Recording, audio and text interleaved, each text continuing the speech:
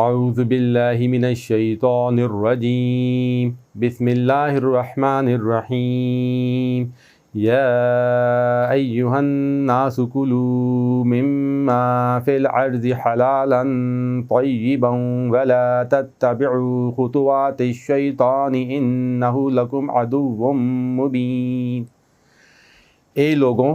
کھاؤ زمین میں سے حلال طیب اور نہ اتباع کرو یا نہ پیروی کرو شیطان کے راستوں کی، بے شک وہ تمہارا کھلم کھلا دشمن ہے۔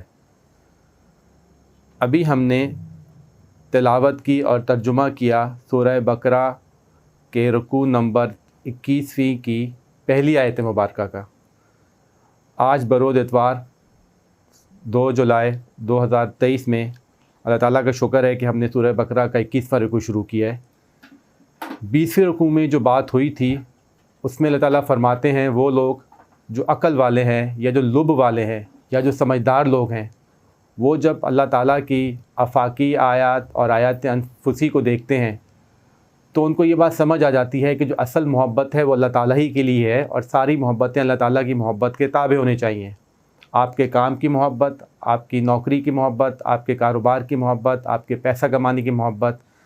آپ کی محبت جو آپ کی اولاد کے ساتھ ہے، آپ کی محبت جو آپ کے والدین، آپ کے بھائی، آپ کے رشتہ داروں، جن کسی کے ساتھ ہے، اگر وہ ساری محبتیں اللہ تعالیٰ کی محبت کے تابع ہوئیں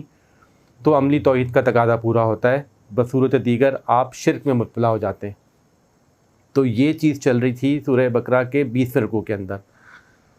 سورہ بقرہ کو آسانی کے لیے مفسرین نے 2 حصوں میں تقسیم کیا ہے۔ حصہ اول جو کہ رکوع نمبر 1 سے رکوع نمبر 18 تک چلتا ہے، اس کے بعد حصہ دوم جو ہے وہ شروع ہوتا ہے رکوع نمبر 19 سے لے کے سورہ بقرہ کے آخر تک جاتا ہے۔ جو حصہ اول ہے اس کے بالخصوص 5ویں رکوع سے لے کے 15ویں رکوع کے شروع تک اللہ تعالیٰ کا خطاب چل رہا ہے، یا روح سخن ہے بنی اسرائیل یا پہلی مسلمان امت یا جن کو ہم لوگ یہودی کہتے ہیں۔ اس میں اللہ تعالیٰ نے ہمیں بتایا کہ اللہ تعالیٰ نے ان کو فضیلتوں سے نوازا، لیکن اس کے باوجود ان لوگوں نے ناشکری کی، اور پھر اللہ تعالیٰ نے کس طرح کی ان کو سزائیں دی ان کے اعمال کی وجہ سے، اور کس طرح سے پھر ان کو جو ایک جب مقام ملا ہوا تھا اقامت امت کا، اقامت دنیا کا، اللہ تعالیٰ نے ان سے لے کے امت محمدی صلی اللہ علیہ وسلم یا جو حاضر مسلمان امت ہیں جو کہ ہم لوگ ہیں، ہم کو ٹرانسفر کیا۔ حصہ دوم کے اندر اللہ تعالیٰ ٹریننگ کر رہے ہیں ہم لوگوں کی جو حاضر مسلمان امت ہے کہ ہم وہ غلطیاں نہ کر بیٹھیں جو کہ پہلی مسلمان امت نے کی، اور ہم کو سمجھا رہے ہیں کہ کیا کیا چیزیں ہم کو کرنی چاہیے اور کیا کیا چیزیں ہم کو نہیں کرنی چاہیے۔ 20ویں رکوع میں اللہ تعالیٰ نے ہم کو سمجھایا کہ سب سے بلند ترین محبت اللہ تعالیٰ ہی سے محبت ہونی چاہیے، کیونکہ اگر آپ کو یہ بات سمجھ آ گئی تو آپ کی چیزیں آسان ہو سکتی ہیں، آپ کی زندگی گزارنے کا طریقہ اچھا اور بہتر ہو سکتا ہے۔ دوسری بات جو اب چل رہی ہے سورہ بقرہ کے 21ویں رکوع کے آغاز میں، اللہ تعالیٰ خطاب کر رہے ہیں تمام انسانوں سے، ایک جنرلائز خطاب ہے کہ اے لوگوں، کھاؤ حلال اور طیب چیزیں زمین کے اندر سے، اور نہ تم پیروی کرو شیطان کے راستوں کی۔ انتہائی خوبصورت طریقہ ہے خطاب کرنے کا۔ یہ ایک حسن اتفاق بھی کہا جا سکتا ہے کہ جس طرح حصہ اول کا جو 3واں رکوع تھا اس میں اللہ تعالیٰ نے خطاب کیا تھا مشرکین عرب سے، یا ایھا الناس اعبدوا ربکم الذی خلقکم والذین من قبلکم لعلکم تتقون، اسی طرح سے اللہ تعالیٰ حصہ دوم کے 30ویں رکوع میں خطاب کر رہے ہیں، یا ایھا الناس کلوا مما فی الارض حلالا طیبا۔ سورہ بقرہ کو ہم دیکھتے ہیں کہ اس کا جو عمومی سلسلہ جو چل رہا ہے وہ اللہ تعالیٰ خطاب کر رہے ہیں مسلمان امتوں سے۔ اس کو ہم لوگ سورہ امتین بھی کہتے ہیں۔ ایک خطاب چل رہا تھا بنی اسرائیل سے، اب خطاب چل رہا ہے حاضر مسلمان امت سے، لیکن کچھ جگہوں پہ اللہ تعالیٰ نے خطاب کیا ہے مشرکین عرب سے۔ اب مسئلہ یہ چل رہا تھا کہ ان لوگوں نے اپنی شریعتیں گھڑی ہوئی تھیں۔ بہت سے جانور تھے جو انہوں نے کہا تھا کہ یہ فلاں جانور جو ہے اس بت کے نام ہے، فلاں جانور کعبے کے نام ہے، فلاں جانور پہ ہم لوگ سواری نہیں کر سکتے، فلاں جانور پہ سواری کر سکتے ہیں، فلاں جانور کا گوشت عورتیں نہیں کھا سکتی، فلاں کا جانور کا گوشت مرد کھا سکتے ہیں، ہاں لیکن جس جانور کے اندر بچہ مرا ہوا ہوگا اس کا گوشت دونوں لوگ کھا سکتے ہیں۔ تو اللہ تعالیٰ ان کو سمجھا رہے ہیں۔ پہلے ہم اس آیت مبارکہ میں آتے ہیں، اللہ تعالیٰ فرماتے ہیں حلالا طیبا۔ اب حلالا طیبا، حلالا طیبا، یہ ہے مرکب توصیفی۔ مرکب توصیفی کی روح سے ہم دیکھتے ہیں حلال موصوف ہے اور طیب جو ہے وہ صفت ہے۔ ہم یہ بات پڑھ چکے ہیں کہ صفت موصوف کے تابع ہوتی ہے، اور موصوف کے اندر جب تک وہ صفت نہ ہو وہ موصوف صحیح طرح سے بنتا نہیں ہے۔ تو اس کی جو تعریف ہوتی ہے وہ یہی ہے، اگر طیب ہوگا تو حلال ہوگا، اگر وہ چیز طیب نہیں ہے تو وہ حلال نہیں ہوگی۔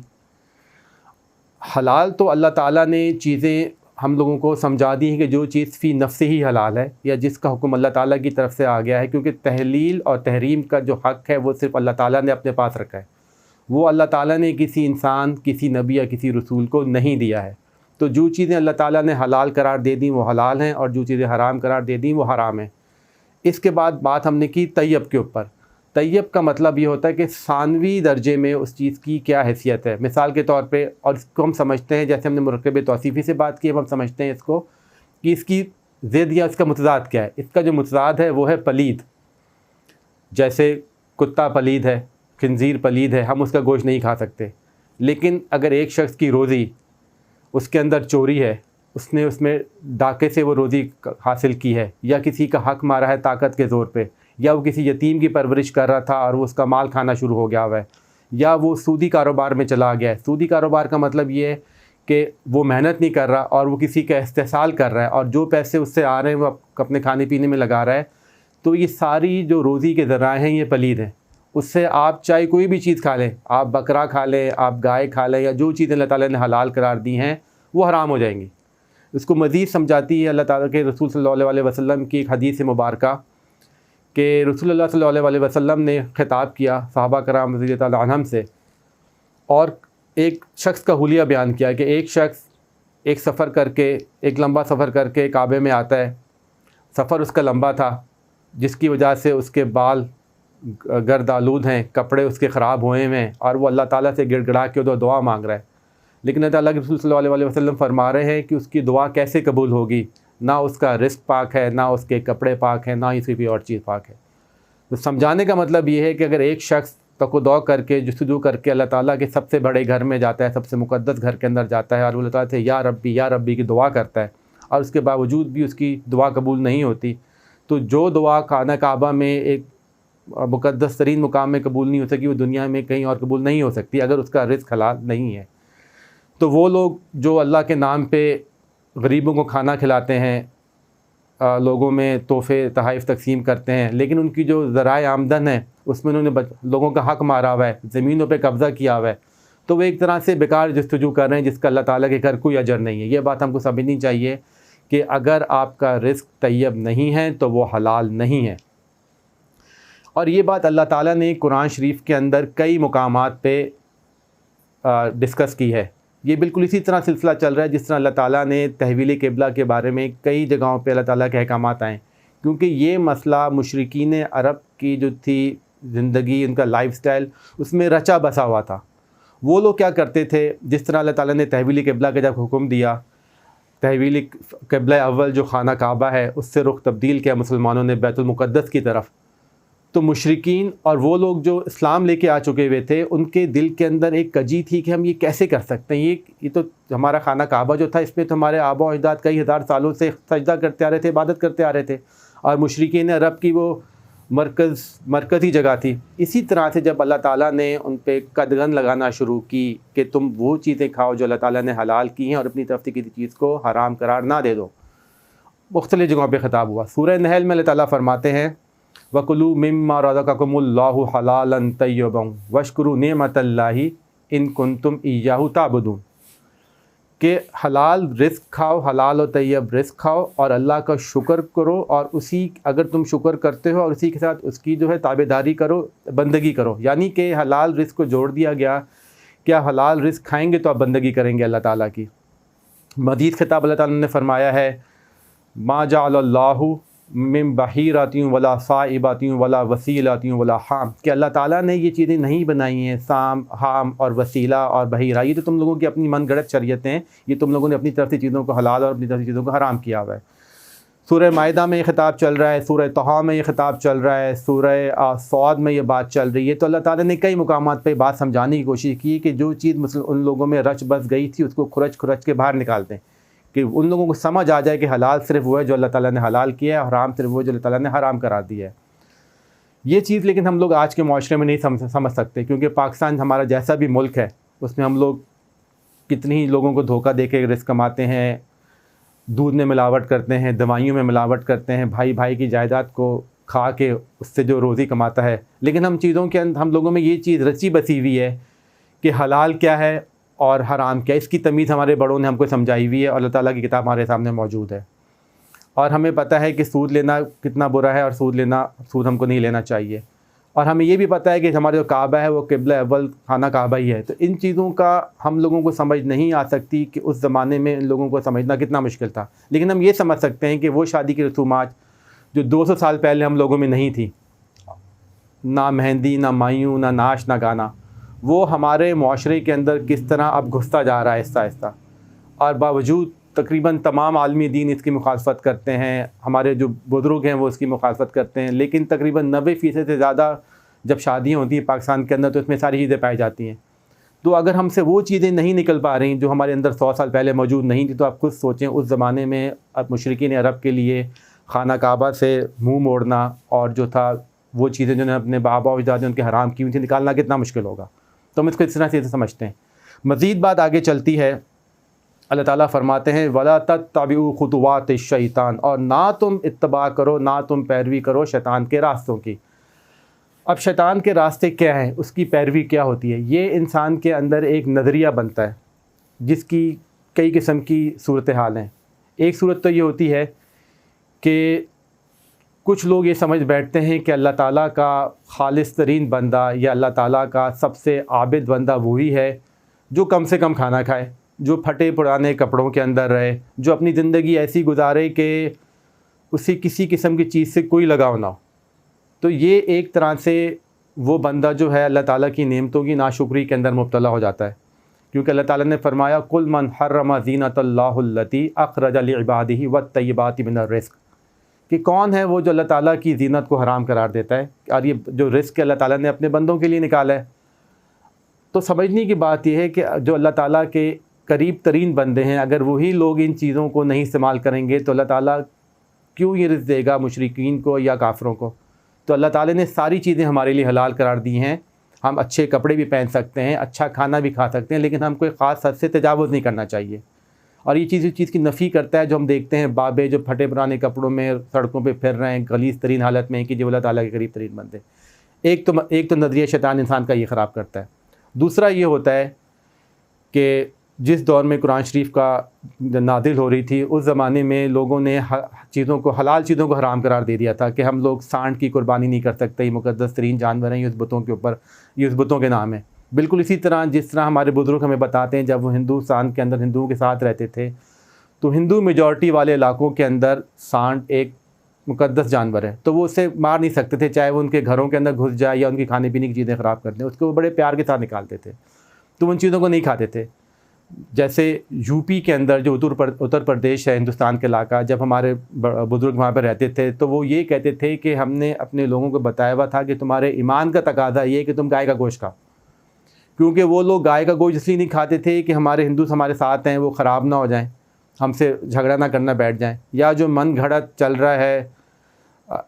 دین کے اندر بھائی چارے والی بات کہ افہام و تفہیم بین المذاہب ہم آہنگی ہونی چاہیے کہ ہندو کا ہم خیال رکھیں، ہم ہندو ہمارا خیال رکھیں. اس سے آپ لوگ اپنا دین خراب کر دیتے ہیں. تو کہتے تھے کہ ایمان کا تقاضا، ہم انہیں کہتے تھے کہ یہ کہ اگر تم نے گائے کا گوشت کھایا تو تم صحیح مسلمان ہو، اگر گائے کا گوشت نہیں کھایا تو تم صحیح مسلمان نہیں ہو، تم لوگ اللہ تعالیٰ کے حکم کو صحیح طرح سے تابعداری نہیں کر رہے ہو.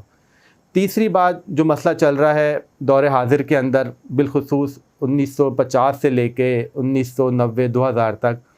وہ مسلمان لوگ جو عرب سے یا پاکستان سے ہندوستان سے نکل کے جب گئے مغربی ممالک کے اندر، اس زمانے میں وہاں پہ حلال اور حرام کی تمیز تھی نہیں، کیونکہ وہاں پہ مسلمان بہت کم تھے مغربی دنیا میں. تو وہ فتوے لے لیتے تھے کہ یہ جھٹکا بھی کھا لو، یہ بھی کھا لو، تو وہ حرام کو حلال کر دیتے تھے، کیونکہ فتوے لینا آپ کو پتہ آج کل کتنا آسان ہے. تو یہ مسئلہ جب قرآن نازل ہوا تھا جب نہیں تھا، لیکن اس زمانے میں مسئلہ ہم نے فیس کیا. اس کے بعد آج کل ایک اور مزید تحریک چل رہی ہے نوجوان لڑکوں اور نوجوان لڑکیوں کے اندر بالخصوص وہی مغربی دنیا میں. وہ یہ کہتے ہیں کہ جانور ہم نہیں کھانا چاہتے کیونکہ یہ تو تم لوگ ظلم کرتے ہو اس سے قتل کر کے یا اسے ذبح کر کے، تو ہم کیا کرتے ہیں، ہم لوگ صرف سبزیاں کھائیں گے. تو یہ بھی اب اللہ تعالیٰ کی جو حلال کردہ چیزیں ہیں اس سے ایک طرح سے نافرمانی کر رہے ہیں۔ ایک بات اور وہ یہ ہے کہ کچھ لوگ دن باندھ دیتے ہیں، کچھ لوگ تاریخیں باندھ دیتے ہیں کہ فلاں تاریخ کو ہم نے فلاں انسان کے نام یہ چیز کھانی ہے، یا کچھ بھی چیزیں پکا کے یا کچھ بھی چیزیں ہم لوگ بانٹتے ہیں۔ تو یہ بھی آپ اللہ تعالیٰ کے نام کو ہٹا کے دن فکس کر دینا اور تاریخیں فکس کر دینا اور کسی انسان کے نام پہ وہ چیزیں کر دینا، یہی ہے کہ آپ شیطان کے راستوں کی پیروی کر رہے ہیں۔ تو یہ ساری چیزیں جو ہم نے نظریات بیان کی ہیں جو شیطان کی پیروی کرنے والے ہیں، اس سے ہمیں سمجھ آتی ہے کہ اللہ تعالیٰ سے کیسے جو ہے شیطان کوشش کر کے انسان کو ہٹا دیتا ہے۔ تو ہم کو ان چیزوں کا خیال رکھنا چاہیے، لیکن کیونکہ جس طرح مشرکین کے اندر یہ چیزیں رچی بسی ہوئی تھیں، گائے کا خیال رکھنا، سانڈ کا خیال رکھنا، کچھ جانوروں کو بتوں کے نام کر دینا، اسی طرح سے یہ چیزیں ہمارے اندر بھی اب رچتی بستی جا رہی ہیں۔ تو ہم کو ان چیزوں سے نکلنا چاہیے، کیونکہ اللہ تعالیٰ فرماتے ہیں اِنَّهُ لَكُمْ عَدُوٌّ مُبِينٌ، بے شک وہ تمہارا کھلم کھلا دشمن ہے، بے شک شیطان تمہارا کھلم کھلا دشمن ہے، کیونکہ شیطان نے قسم کھائی ہوئی ہے قَالَ فَبِعِزَّتِكَ لَأُغْوِيَنَّهُمْ أَجْمَعِينَ، اللہ تعالیٰ نے شیطان نے اللہ تعالیٰ کو کہا اے اللہ تعالیٰ مجھے آپ کی عزت کی قسم ہے کہ میں آپ کے جتنے بھی بندے ہیں ان سب کو بے راستے سے ہٹا دوں گا سوائے ان لوگوں کے جو کہ مخلص ہیں۔ اور کھلم کھلا دشمن کیا ہوتا ہے؟ شیطان ہم لوگوں کو دیکھ سکتا ہے، وہ ابھی ہماری بات بھی سن رہا ہے، لیکن ہم لوگ شیطان کو نہیں دیکھ سکتے، نہ ہی اس کی پلاننگ کو جان سکتے۔ تو یہ خطرناک ترین دشمن کی فارم ہے، اور ہم اس فارم سے کس طرح سے بچ سکتے ہیں کہ اللہ تعالیٰ نے ابھی تک ہم کو 2 ہدایات دے دی ہیں۔ ایک تو یہ کہ اگر ہم سمجھ جائیں کہ ساری محبتیں اللہ تعالیٰ کی محبت کے تابع ہیں، اور جو جنرلائز خطاب ہوا ہے اگر کوئی شخص اللہ تعالیٰ کی اس بات پہ عمل کرے کہ جو کھائے وہ حلال اور طیب ہو، حلال پہ ہم نے بات کی، طیب پہ ہم نے بات کی، تو شیطان کا جو وار ہے وہ ہم پہ اثر نہیں کرے گا۔ بہت ہی امپورٹنٹ ٹاپک تھا آج کا کہ اگر آپ لوگ حلال اور طیب کھانا ہم لوگ نہیں کھائیں گے تو نہ ہمیں ہدایت ملے گی، اور جو ہماری آمدن سے کھا رہا ہوگا بالخصوص ہمارے بچے اور ہماری بیوی اور جو ہمارے گھر کے لوگ ہیں ان کو بھی ہدایت نہیں ملے گی، چاہے ہم کتنی دعائیں مانگتے رہیں۔ تو اللہ تعالیٰ توفیق دیں، ہم کو سمجھ جائے حلال و طیب کی امپورٹنس اور ہم اس پہ عمل کریں، اور اللہ تعالیٰ جس طرح چاہتے ہیں ہم کو وہ دین سمجھ آئے۔ صدق اللہ العظیم، جزاک اللہ۔